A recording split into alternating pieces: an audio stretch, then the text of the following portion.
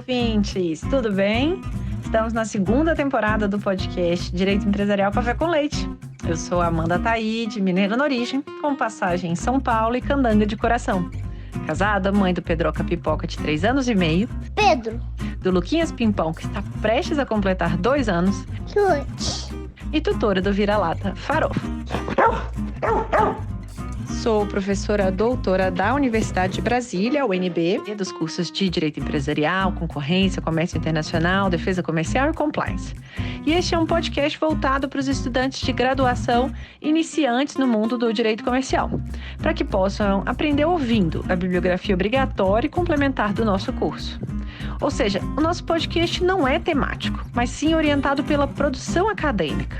Ou seja, eu convidarei os próprios autores ou comentaristas dos artigos acadêmicos, capítulos ou trechos de livros essenciais para a compreensão do direito empresarial no Brasil, para que os alunos da graduação em Direito possam, assim, conhecer e se apaixonar pelos principais autores do direito privado no nosso país. E então, vamos comigo para a próxima xícara de café com leite?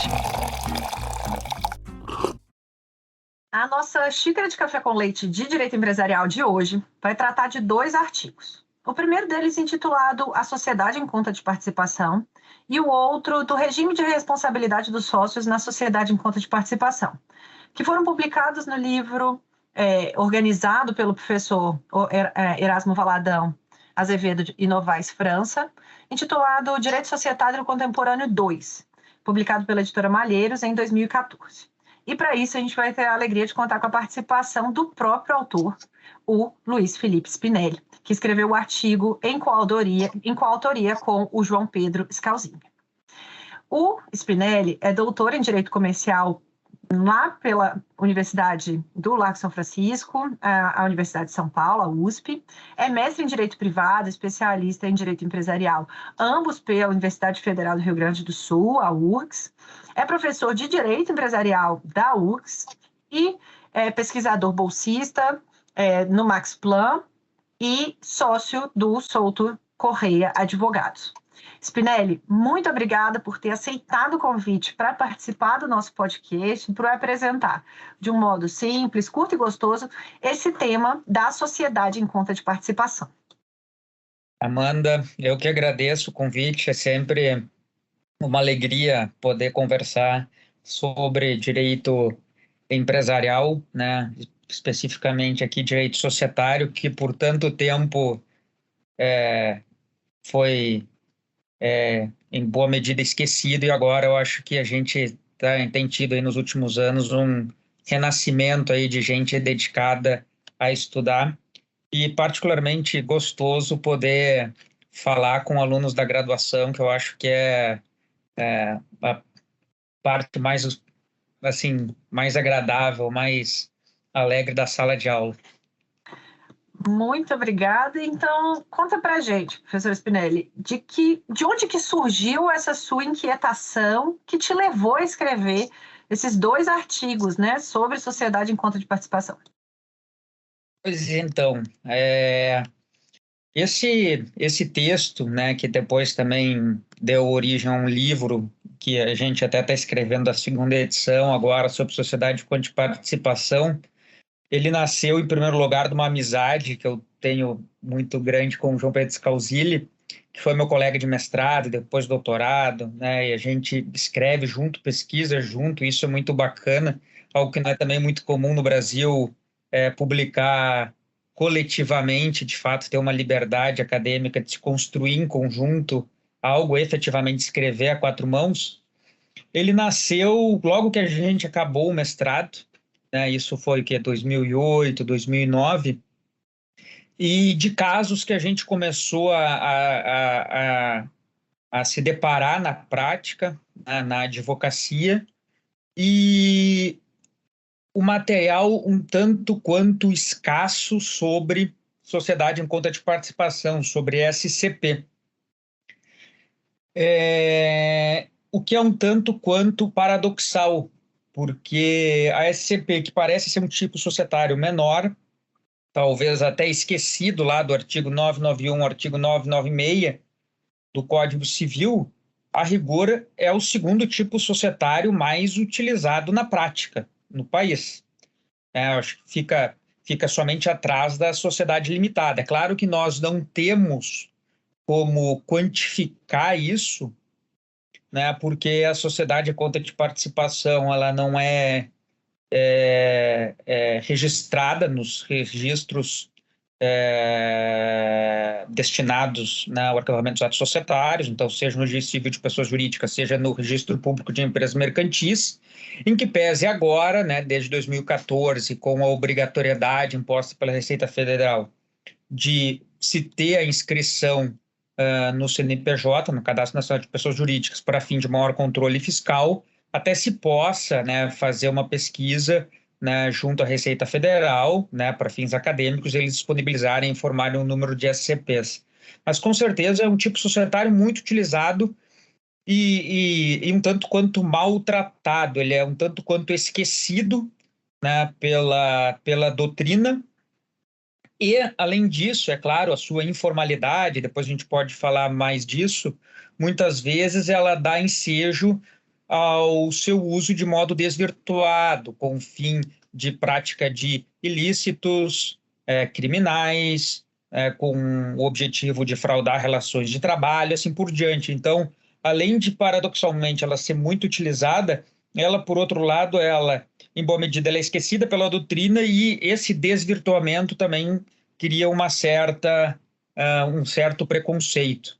Então, voltando ao início, né? Então, quando a gente acabou o mestrado, eu, João Pedro Scalzilli, a gente se deparou com alguns casos e a gente tinha alguns casos em conjunto e aí a gente começou a estudar. E então, totalmente livres aí de amarras, de cursos formais, a gente começou a escrever, a pesquisar, que é um dos nossos hobbies, assim, para quem gosta de escrever, a gente escreve até por prazer mesmo, quando não tem nenhum prazo nem nada, a gente faz porque a gente gosta de estudar.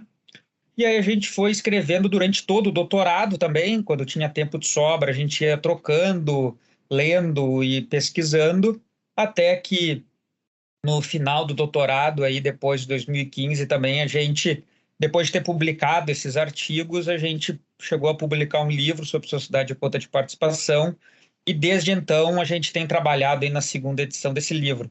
Mas eu acho que então, tentando responder a pergunta, eu acho que é um misto de necessidade, né, efetivamente, de ter um material com maior profundidade, em que pese existam alguns poucos livros que tratam do tema e artigos, e tenham saído mais ultimamente, né, com prazer, efetivamente. Acho que aqui é unir o útil ao agradável.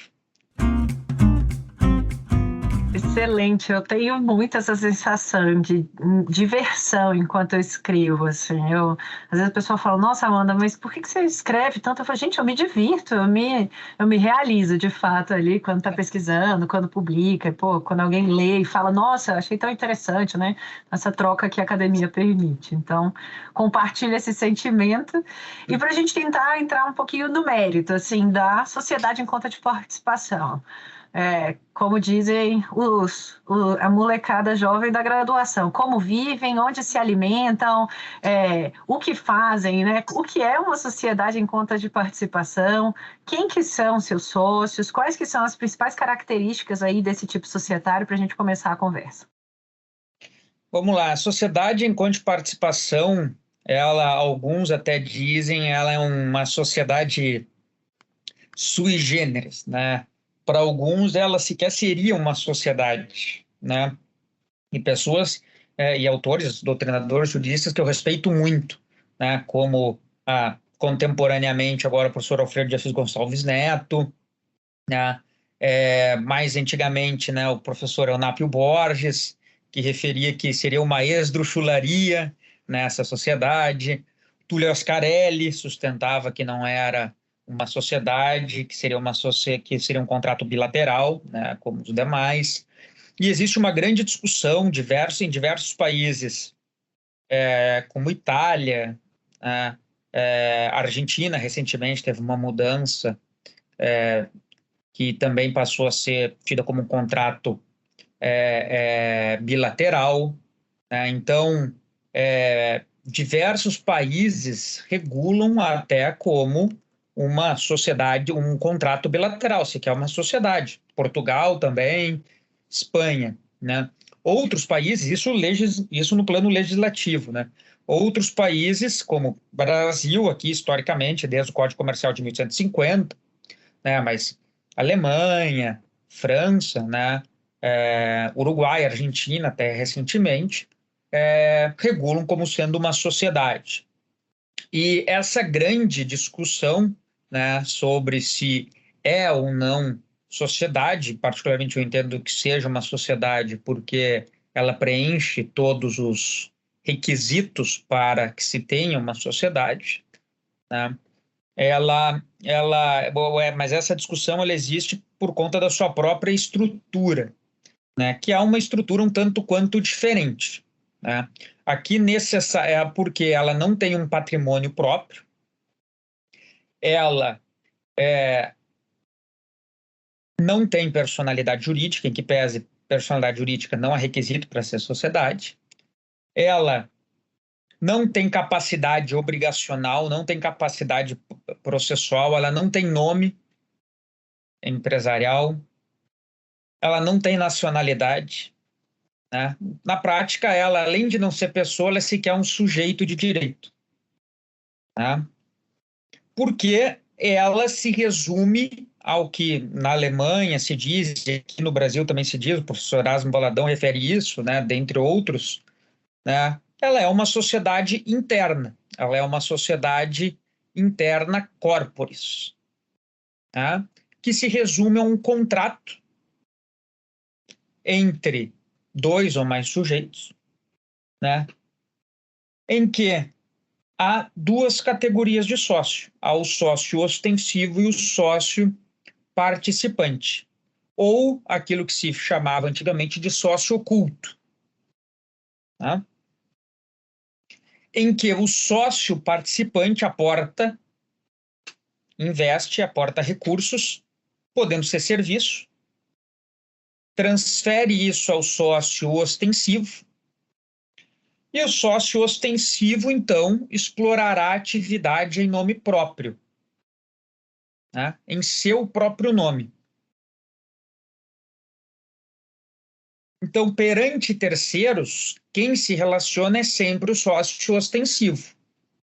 O sócio ostensivo, ele exerce a atividade sempre em nome próprio e em sua responsabilidade pessoal perante terceiros.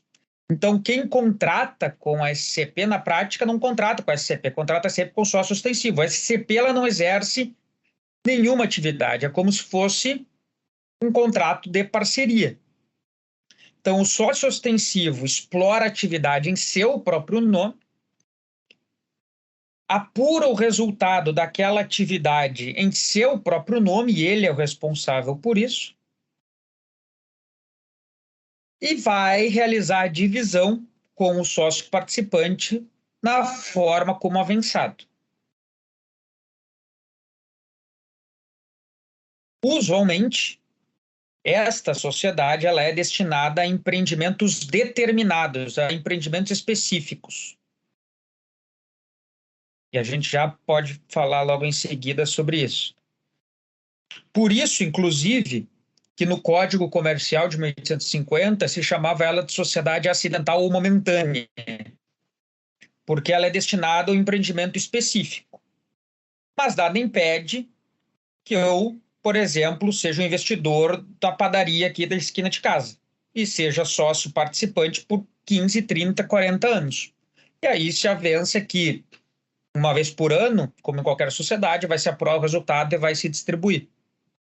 O Código Comercial de 1850 também chamava ela de sociedade anônima, porque ela não tem nome, não tem firma, não tem nome, não se identifica quem são os sócios. Na prática, então, o sócio oculto ou participante ele não aparece. É como que se ele vivesse em sigilo. Isso significa que ele não possa aparecer? Não, ele pode aparecer. Ele pode ser conhecido de terceiros.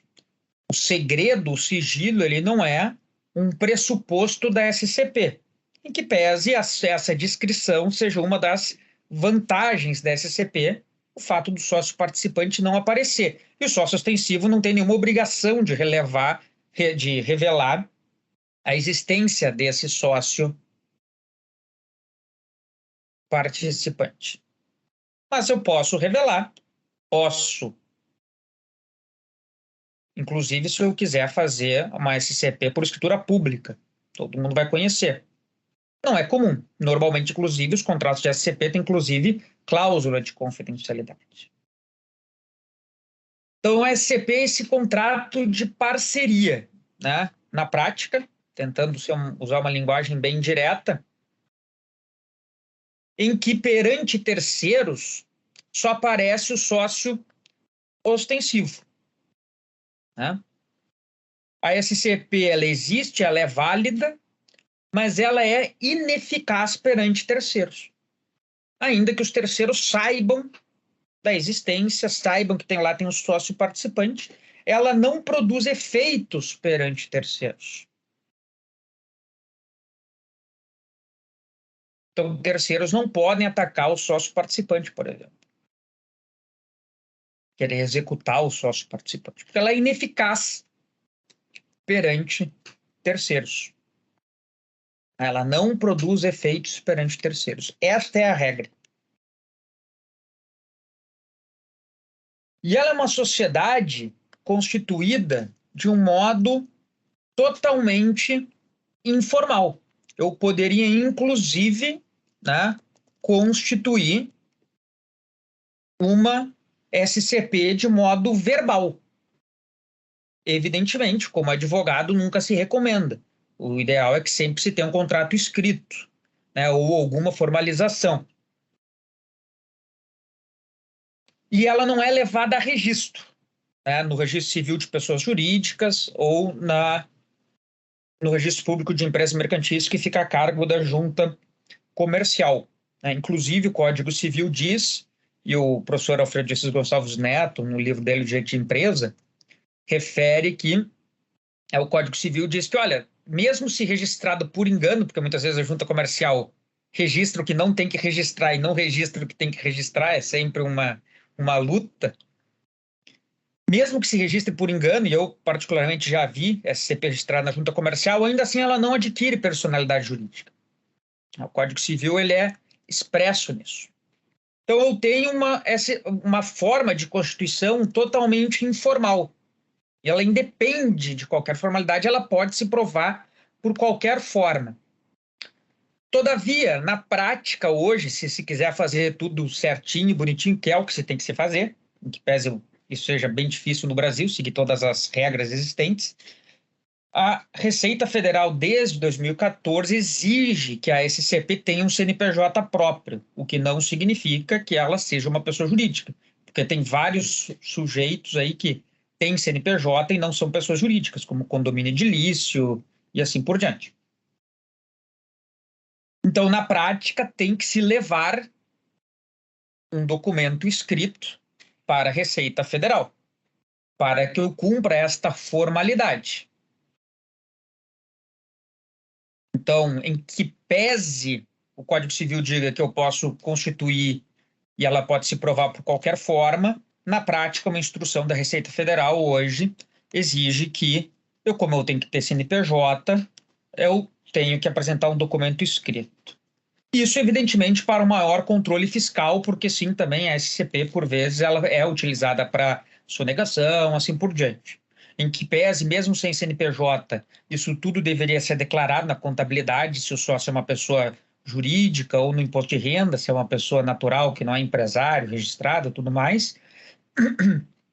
Então, se fazia tudo nos próprios livros do sócio ostensivo, a contabilidade, em que pese com rubricas separadas. Hoje, né, a Receita Federal exige que a SCP tenha um CNPJ, então todos os lançamentos fiscais, tudo tem que ser feitos em apartado e tem que ser enviados para a Receita Federal em apartado. Então, quando o sócio participante, por exemplo, se eu vou investir num sócio ostensivo, eu transfiro, sei lá, 10 mil reais, eu vou lançar no meu imposto de renda, né? Não vou lançar na minha contabilidade, porque, né, não sou equiparado a pessoa jurídica, não sou empresário, nem sou sociedade, eu lanço no meu imposto de renda, e o sócio ostensivo vai ter que, em vez de lançar na contabilidade dele lá que entrou R$ 10.000, ele vai lançar, né, em separado, em que parece ter uma discussão na contabilidade, se é no mesmo livro ou se poderia ser ou não, mas, de qualquer forma, na prática, para fins fiscais, eu vou ter que ter inscrição separada e vou lá inscrever como, né, R$ 10.000 por conta desta SCP. Isso só ostensivo, botar R$ 10.000, é isso que ele vai lançar lá. Né? Depois, né, isso tudo é enviado para a Receita, sempre para fins fiscais, etc. e tal. Então, tudo isso, né, para ter maior controle. Até porque, e aqui é importante também referir, para fins fiscais, né, a Receita Federal equipara a sociedade de participação a uma pessoa jurídica. Então, quando eu invisto, por exemplo, sócio ostensivo vai lá, realiza atividade, dá lucro e me distribui lucro, ele vai tributar a SCP como se fosse uma pessoa jurídica, podendo inclusive ter um regime distinto em relação ao próprio sócio ostensivo, né? O sócio ostensivo pode estar para as outras suas atividades no lucro real e a SCP pode estar no presumido, por exemplo. Então, vai tributar e quando distribui para mim é dividendo, que eu ainda hoje no Brasil é isento de imposto de renda. Eu recebo como dividendo e vou contabilizar, vou lançar lá no meu imposto de renda. Tá? Então, a SCP, ela é esse contrato, né, informal, em que pese eu ter que ter alguma formalidade, que dá essa descrição para o sócio participante. E a Receita Federal, já que a gente está falando da Receita Federal, ela respeita isso. Porque apesar de ter um CNPJ, se vocês pegarem o CNPJ da SCP e forem lá na consulta de CNPJ, né, pesquisa de CNPJ no site da Receita, e forem clicar lá no quadro de sócios e administradores, o QSA, somente aparece o nome do sócio ostensivo. Sócio participante não aparece, ele não é publicizado pela Receita Federal. A rigor, não teria nenhum problema em publicizar, porque, de novo, não tem nada de errado nisso. Mas a Receita Federal respeita esta descrição que é dada ao sócio participante.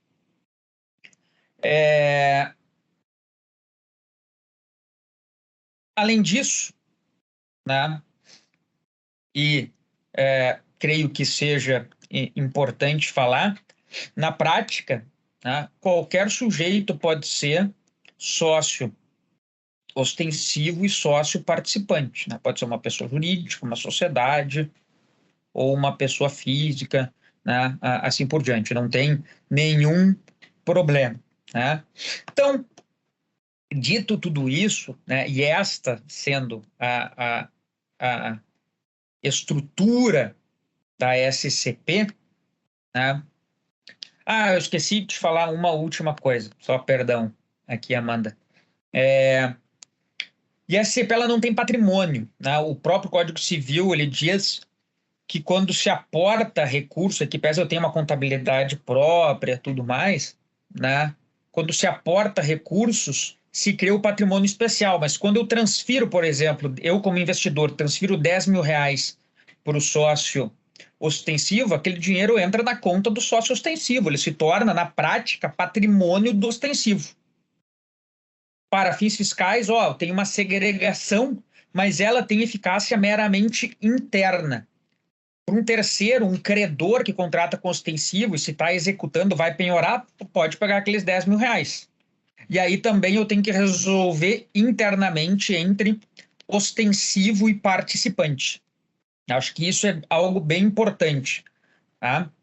Tudo tem eficácia interna, então eu não tenho um patrimônio autônomo formado.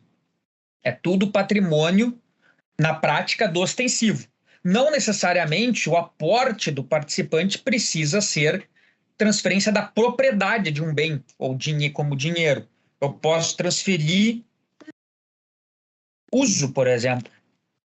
Posso dar incomodato, posso constituir um usufruto de um bem em benefício do ostensivo. E a minha contribuição também pode ser trabalho, por exemplo. Né? Eu posso fazer uma SCP, um exemplo, posso ser um arquiteto e eu dou um projeto para uma construtora fazer uma obra com um prédio, uma casa, algo assim, e depois nós dividirmos o retorno e eu ser remunerado, na prática, no risco. Mas a minha contribuição aqui foi o meu trabalho. Dito tudo isso, né, aqui eu acho que a gente pode resumir, né, com essa estrutura as características da SCP. Ela é um tipo informal, né, ela é constituída, em tese, ela poderia ser constituída verbalmente, mas eu posso ter um contrato bem muito simples para se constituir. Tudo, evidentemente, para atender exigências da Receita Federal, já que eu tenho que registrar o contrato, né, para ter o CNPJ, em que pese, por vezes, também, isso é interessante, se faça muitas vezes 2 contratos, né, um para fins de registro e um outro mais completo para ficar entre as partes, porque nem tudo, e não, aqui eu não estou falando em sonegação nem nada, mas não necessariamente eu quero mostrar todas as informações, mas que seja para a Receita, porque pode ser algo estritamente relacionado às partes. Então, eu tenho uma sociedade informal que faz com que ela possa ser extremamente flexível e dinâmica, que se ajusta muito bem às necessidades das partes. E isso é importante. A SCP está regrada do artigo 991 ao 996, com regras muito básicas, dando uma grande autonomia às partes. Claro que eu tenho a regência supletiva pelas normas da sociedade simples, do artigo 997 ao artigo 1038, e há normas de ordem pública, por exemplo, não posso excluir um sócio dos lucros ou das perdas, é proibida a sociedade leonina. Mas então eu tenho, né, de fato, uma sociedade muito flexível e dinâmica, que tem um baixo custo operacional, né? Ela não é cara, eu não preciso registrar na junta, no registro civil de pessoas jurídicas, nem nada. Ela é uma sociedade que dá discrição, porque o sócio participante ele não precisa aparecer, e aí pode ser difícil, efetivamente, que, né, um credor ou qualquer terceiro descubra quem é, e não tem nada de errado nisso, né? Não tem nada, nenhum problema nesta discrição, né? O que não significa que ela seja necessariamente, né, secreta. Muitos falam que é a sociedade secreta, mas não é, né? Isso é um mito, né? O Gustavo Galizzi tem de Minas também tem um ótimo livro sobre sociedade com participação, ele diz isso, né? O mito da sociedade secreta. E ele confere limitação do risco ao sócio participante, porque o sócio participante não necessariamente vai responder pelas perdas da operação. E é uma estrutura que funciona assim de larga data, né, de longuíssima data. Né? É uma estrutura que se diz que já existiria na Grécia Antiga, em Roma, ou mesmo talvez na Mesopotâmia, né? E que, na prática, né, vem do contrato de empréstimo marítimo e que teve grande desenvolvimento, né, no Renascimento, né, e justamente porque explorar atividade comercial era algo feio, né, era algo que relegado a judeus, assim por diante, né, não se trabalhava, a aristocracia não se trabalhava, né, e além disso tinha uma grande influência, né, da Igreja Católica no combate à usura, né. Então, aí nasceu o que se chama de contrato de empréstimo marítimo, né, que já existia antigamente, mesmo na Grécia, né, em que determinados sujeitos financiavam, né, viagens, né, na busca de especiarias. E isso tinha um retorno enorme, né, e ninguém ficava sabendo, o empresário, quem é que financiava, assim por diante. Né? Então, eu não tinha o problema de condenação de usura, não tinha o problema de ser taxado como um cidadão de segunda classe por explorar uma atividade econômica e assim por diante. Né? Isso, evidentemente, nem sempre dava certo, porque especialmente quando dava algum problema na viagem e tudo mais, e por vezes o financiador se dizia, não, mas eu não era sócio, eu tinha emprestado, e cobrava a família a devolução do dinheiro. E aí que nasceu também a sociedade em comandita, né? Desse contrato, que é a comenda, né? O contrato de empréstimo marítimo, nasceu a SCP, que existe até hoje, a sociedade em comandita, porque para evitar essa discussão, se era empréstimo ou não, se passou a exigir o registro da sociedade, né? E aí que surge também as sociedades em comandita, com 2 categorias de sócio. Acho que eu falei demais, então, Amanda, peço desculpas. Foi excelente, a gente teve aí uma aula sobre todas as características, até a parte histórica, então, muitíssimo obrigado, Spinelli. E eu queria entender, hoje em dia, quem usa sociedade em conta de participação, né? Você bem mencionou, o segundo tipo societário mais utilizado, em que pese aí a ausência de registro, né, desses dados empíricos, mas tem uma grande utilização. Quais setores aí são mais propícios a utilizar esse tipo de sociedades e quando dá errado? O que pode dar errado, né? Qual que seria esse tipo, e no que dá errado, né? Como que isso reverbera na responsabilidade dos sócios aí, né? Do sócio participante, do sócio ostensivo? O que pode acontecer de errado também nesses empreendimentos? Bom, vamos lá. Esse é um tipo societário muito utilizado, especialmente no setor imobiliário, tá? Não só, mas especialmente. Então, por exemplo, é muito comum, né, quando se vê está construindo um prédio, né? Então, estou construindo um prédio, tá? Vocês olham na rua aí, então tem um prédio sendo construído. É muito comum em diversos empreendimentos, isso a gente vê, né, quase que diariamente, né, que boa parte daquela obra é financiada por um investidor. Então, ele investe lá X mil reais, X milhões, não interessa, porque a construtora precisa de dinheiro para se financiar. E muitas vezes é melhor do que pegar um empréstimo do banco, porque tem juro e no fim do dia, se tudo der errado, o banco é credor. Quando vocês, então, qualquer um de nós vai comprar um apartamento, você só se relaciona com a construtora e a imobiliária que fez a intermediação, talvez. Né? Então, vocês vão lá, quem é que está vendendo para vocês? É a construtora. Né? Quando a construtora compra lá material para construir a obra, é só a construtora. Né? O empregado lá, o chefe de obra, assim por diante. Quem que assina a carteira é só a construtora e assim por diante. E coloca lá no contrato, ó, depois que encerrar a obra, né, forem vendidas as unidades imobiliárias, a gente vai apurar o custo e o sócio participante tem direito de fiscalizar, isso inclusive consta no Código Civil, né? Nem precisava, porque afinal de contas o ostensivo está administrando patrimônio alheio. E vai dizer, ó, a gente vai dividir aqui o resultado, tu vai ter direito a 10%, 5% nos termos do contrato, não interessa. Né? Então, ela é muito utilizada no setor imobiliário, né? Na construção civil. Outro exemplo também, flat, né? Empreendimentos de flat, né? Que é muito comum. Né? Então, eu, por exemplo, sou investidor, compro um apartamento, né? E no mesmo empreendimento lá de flat, tem vários outros investidores que têm apartamento. Mas tem o sócio ostensivo, que é a administradora daquele empreendimento. Né? Eu, se vocês forem na matrícula, né, por exemplo, sou dono do imóvel lá, tá lá, a matrícula está no meu nome. Só que eu sou sócio participante, a sócia ostensiva tem direito a usar o meu apartamento e vai administrar aquele empreendimento imobiliário. Então, vocês vão se hospedar, por exemplo, vocês se relacionam com a administradora de flat, é tudo com a administradora de flat.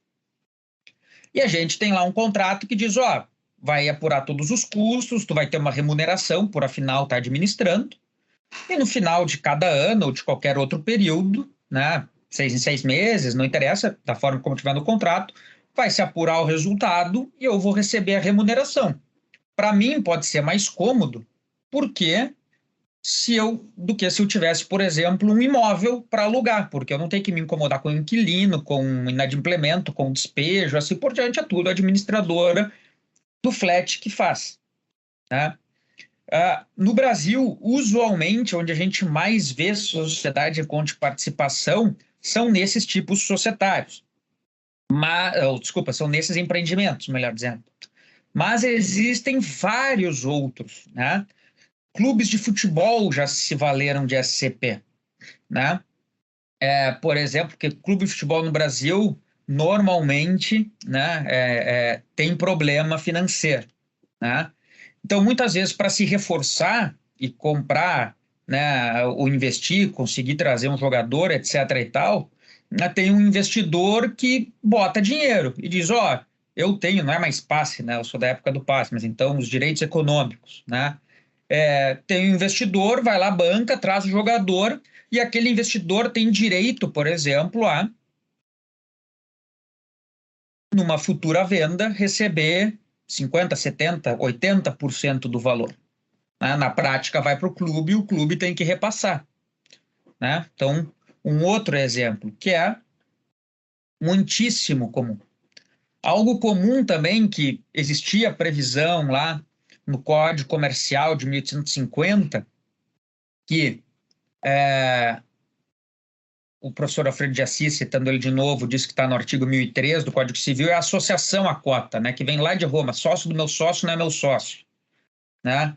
Que é, por exemplo, eu sou sócio de uma sociedade, isso a gente no escritório já teve a oportunidade de fazer também, porque no caso um acordo de sócios vedava o ingresso de terceiros, etc. e tal, e a gente advogava para um minoritário, uma sociedade que precisava investir, tinha restrição, ele ia ser diluído. Então tinha um investidor por trás que aportou dinheiro e a gente fez uma SCP, uma associação à cota, na participação dele. Né? Então, quando ele recebia um resultado, ele dividia nos termos como contratado com esse investidor, né, que aportou recursos. É muito comum, por vezes, também em sociedade, em startups. Né? Uma das formas de se fazer. Né? Então, o investidor investe na startup para ela crescer, etc. e tal, e depois recuperar o investimento. Né? Então, a gente pode ver em diversos setores. Com certeza, acho que o setor imobiliário é o que a gente mais tem, mas, sim, é uma sociedade bombril, né? Tem 1001 utilidades aqui. E assim, a criatividade está... existem isso, sim, evidentemente, a própria Receita Federal já se manifestou, o CARF, nesse sentido. Existem algumas restrições, por exemplo, sociedade de advogado, né? Não pode, porque o Estatuto da OAB diz que sociedade de advogado somente pode ser sociedade civil. Hoje, né, guardando o paralelo, é a sociedade simples. Então, eu não posso, né, entre escritórios de advocacia, fazer SCP, isso não pode. Né? Então, existem algumas restrições. Tem que se cuidar também com a oferta pública de valores imobiliários, que a gente pode cair no conceito, então, de contrato de investimento coletivo. E a própria CVM aqui, já por conta de escândalos na década de 90, alertou, né, e hoje tem regras sobre isso. Né? A Lei 6385 de 76 foi alterada lá em 2001, né, e se colocou agora o contrato de investimento coletivo por conta de escândalos no passado, Avestruz Master, Boi Gordo e tudo mais. E hoje a CVM alerta o mercado. Né? Por exemplo, no caso de condotéis, né, quando vocês passam, né, especialmente quando tinha aí pouco antes, na época, e hoje ainda tem, né, mas quando tinha os grandes investimentos, Copa do Mundo, Olimpíadas, etc. e tal, ia no hotel, passava no shopping, tinha lá pessoal vendendo, né, investimento em condotel, que é como uma espécie de flat, basicamente, né? Isso é oferta coletiva, então tem que respeitar o que a CVM diz, etc. e tal, e a CVM atua nisso.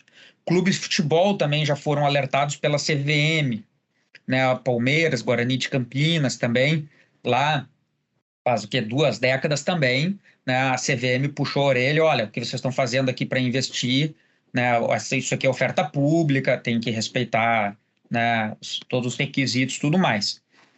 E a vantagem disso é assim, que se tudo der errado, né, como regra, o participante tem responsabilidade limitada, ele perde o que ele investiu. Mas em princípio, a responsabilidade dele é limitada, ele só perde o que ele investiu. O ostensivo, que está operando perante terceiros, ele pode perder tudo, todo o seu patrimônio, inclusive aquele patrimônio não relacionado à atividade da SCP, bem como se as suas outras atividades gerarem um problema, isso pode afetar também a atividade decorrente da SCP. Então, há limitação da responsabilidade como regra. Terceiros não podem atingir o sócio participante. Da mesma forma como o participante não pode se valer da SCP para opor ela perante terceiros, porque ela é ineficaz perante terceiros. A única hipótese que o Código Civil diz que o participante ou o culto responde perante terceiros é se ele age enquanto sócio perante terceiros.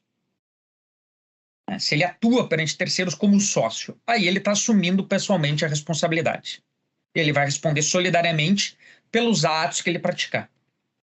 Isso, a rigor, não impede que o sócio preste serviço ou haja até o participante como mandatário do ostensivo. Isso é possível. Mas ele não pode agir perante terceiros como sócio. Internamente, os sócios vão se acertar. Eu posso colocar no contrato que o participante ele vai responder proporcionalmente às perdas. Ou posso dizer, não, ele só responde por aquilo que ele aportou. O resto tudo é consórcio ostensivo. Tá? Os sócios vão regrar. Mas como regra, em que pese existe uma discussão, é o que eu entendo, a responsabilidade ela é limitada, como ocorre em outros países. O que eu não posso é dizer que o sócio participante não perde nada. Na Alemanha, por exemplo, é possível. Aqui não. Ao menos ele tem que perder o que ele aportou, porque faz parte do risco. Tá? Se o sócio ostensivo quebrar, na prática, que é o que o Código Civil manda, a SCP se dissolve e eu vou ter que apurar. Eu vou ter que ver quem deve para quem. Se o participante for credor, ele vai se habilitar na falência, vai receber. O Código Civil diz que ele receberia como quirografário. E se o sócio ostensivo, que for credor, por exemplo, o participante pelo contrato teria que pagar mais, o administrador judicial vai cobrar. Simples assim. Por sua vez, se o sócio participante quebrar, o tratamento é como se fosse em qualquer contrato bilateral na falência. O administrador judicial vai decidir, e por isso até inclusive mais um elemento para se discutir se é sociedade ou não, o administrador judicial é que vai decidir se rompe a SCP ou não. Tudo depende, claro, se a manutenção daquele contrato for interessante para a massa falida ou não, se entrarem recursos ou não. Né? Mas na prática aqui o que a gente tem é um acerto de contas. Tanto é verdade que em caso de dissolução da SCP, por qualquer motivo, quando a SCP se dissolve, eu não tenho um procedimento de dissolução de sociedade, como nas outras sociedades. Porque o procedimento de dissolução é como se fosse um inventário de alguém que morre. Ele serve muito mais para colocar fim às relações que aquela pessoa tinha perante terceiros e dividir o patrimônio. Aqui, a SCP ela não tem relações perante terceiros. O sócio ostensivo permanece. Então, na prática, o que a gente tem é pura e simplesmente um acerto de contas, que, se for judicializado, segue o rito da prestação de contas ou, né, de ação de exigir contas hoje do CPC de 2015. Então, é vantajoso porque eu tenho descrição e tenho limitação da responsabilidade do participante. Se tudo der errado, em princípio, o participante perde o que ele investiu. É certo, todavia, sempre tem algumas decisões um tanto quanto heterodoxas, né, na Justiça do Trabalho, por exemplo, há alguns precedentes desconsiderando a personalidade jurídica da SCP, que sequer tem personalidade jurídica, mas desconsiderando para responsabilizar o participante por obrigações por passivos trabalhistas. Né? Não é algo unânime, pelo contrário, o STJ, inclusive, diz que o participante não responde perante terceiros, assim por diante, mas há, sim, né, alguns, poucos, sim, mas há alguns precedentes nesse sentido. Mas aí também a gente está no Brasil, né, que como Pedro Malan diz, no Brasil até o passado é incerto, né, então não tem muito como ter certeza de nada. Maravilha, deu para entender aí a teoria e a prática, a implementação. Adorei esses exemplos aí, alguns deles eu não conhecia, esses casos aí de clube de futebol, e pensar, né, o pessoal usando esse tipo societário, e agora tem a SAF também, né, mudando aí um pouco para tentar justamente permitir essa forma de financiamento, né, da atividade ali dos clubes. Então, acompanhar também, né, se eventualmente vai se utilizar o tipo de sociedade em conta de participação, em alguns casos pontuais, ou se de fato, pelo que está aparecendo, né, vai dar uma explodida aí em SAF até a gente ver aí os resultados, né? Mas eu acho que para a gente caminhar agora para o final, eu queria te ouvir como, né, um advogado atuante nessa área, como professor, como acadêmico também, um pesquisador assíduo no direito societário. Eu queria te ouvir, qual seria a sua recomendação assim, para os alunos que tiverem interesse em estudar, em trabalhar com o direito empresarial no Brasil? Assim, tem um poema do Antônio Machado que diz: caminhante, não há caminho, faça o caminho ao caminhar, né? Acho que não tem muita regra, né? Assim, e algo que eu sempre acreditei e sigo acreditando, assim, vai muito do que a gente quer, tá? Acho que, em primeiro lugar, é sempre estudar, né? Eu acho assim, e a gente tem que estar sempre estudando, correndo atrás, né? O Einstein, numa carta para o filho dele, disse que a vida é como andar de bicicleta, tem que estar sempre pedalando, senão a gente cai, né? E é mais ou menos isso. Mas quando eu digo isso, não necessariamente eu acho que a gente. E tem muito disso, né? As pessoas cada vez mais buscam mestrado, doutorado, uma titulação, como se isso fosse necessário para ser bem-sucedido, etc. e tal.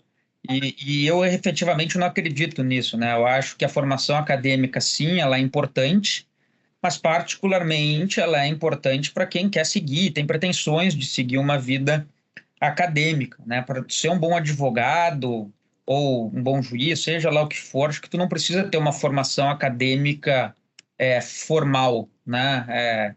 Ter mestrado, doutorado e assim por diante. Pelo contrário, eu acho que os melhores advogados que eu conheço, né, muitos deles não têm uma formação acadêmica e são brilhantes e têm um conhecimento enorme, né? Então, acho que, mas a primeira regra, acho que é sempre estudar, ser curioso, né?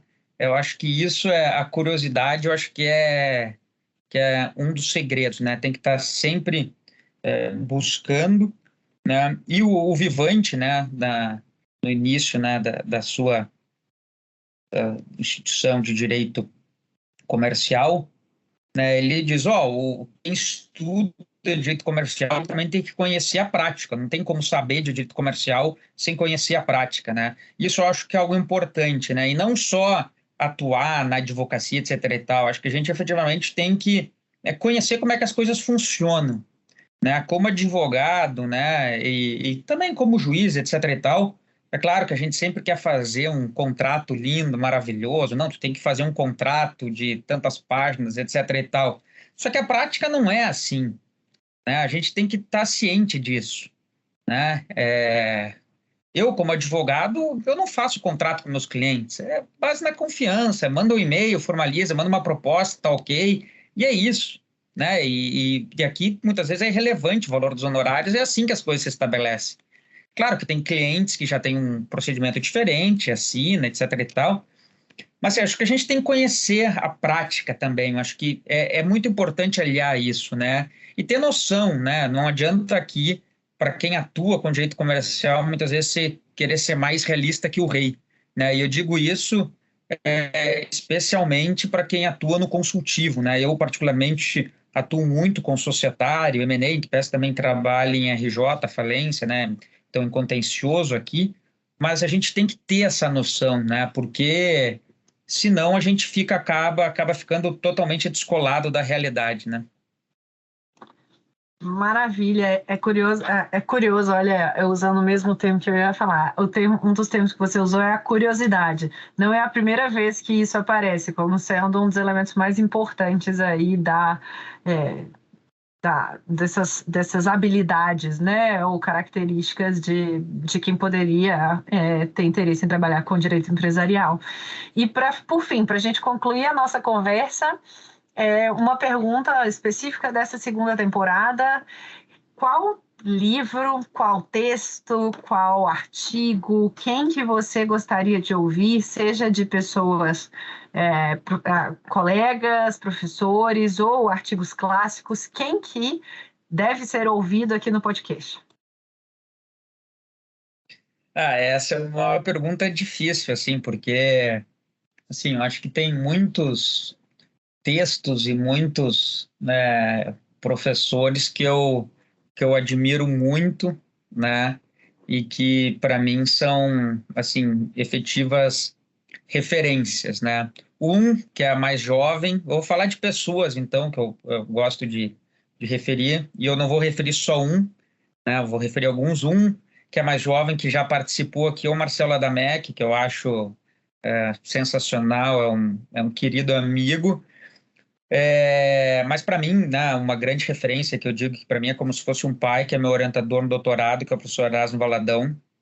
Né, eu nutro um carinho enorme por ele, sem contar que é de uma inteligência exemplar, assim, é fora da curva. Bem como o professor Guerreiro, José Alexandre Tavares Guerreiro, eu acho que é um outro nome sensacional, é sempre uma aula ouvir ele. E um outro professor que eu admiro muito e que eu aprendo muito com ele, efetivamente, é o professor Alfredo de Assis Gonçalves Neto, né? Professor apresentado da Federal do Paraná. Eu acho que ele também é um dos comercialistas que eu mais admiro, que pese fora do eixo Rio-São Paulo, né? Que normalmente a gente se concentra mais no eixo Rio-São Paulo. Ele com certeza é uma referência efetivamente. Então eu citaria, tirando o Adamec, que já foi ouvido e que é amigo aqui, né? Eu acho que eu referiria esses três que para mim são verdadeiros exemplos.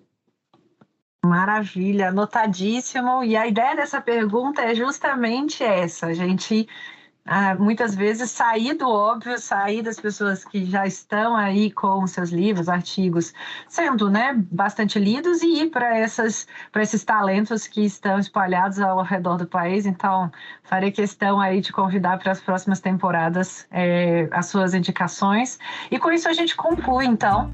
Spinelli, muito obrigada pela sua presença aqui na nossa segunda temporada. Foi uma delícia aprender Sociedade em Conta de Participação com você, com todos os exemplos, com a parte histórica, com a parte atual, toda a sua desenvoltura. Obrigada por dividir aí a sua xícara de café com leite com a gente, tomando aí um café da tarde, café da manhã com a gente. Até a próxima. Assim eu espero que você continue a participar aqui do nosso podcast. Não, com certeza, eu que agradeço o convite, Amanda, é sempre um prazer e sempre que chamar estarei aqui. Obrigado, um abraço a todos.